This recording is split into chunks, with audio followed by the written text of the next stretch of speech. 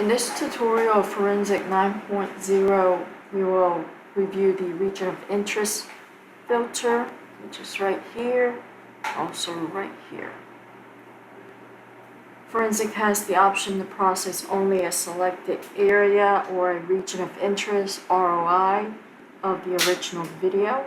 This is useful to improve processing speed and can also allow the enhancement algorithms to generate better results in a limited area when the video frame contains significant light and color variations.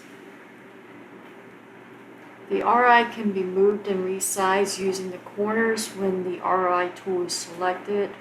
For more accurate control, use the options available in the ROI filter.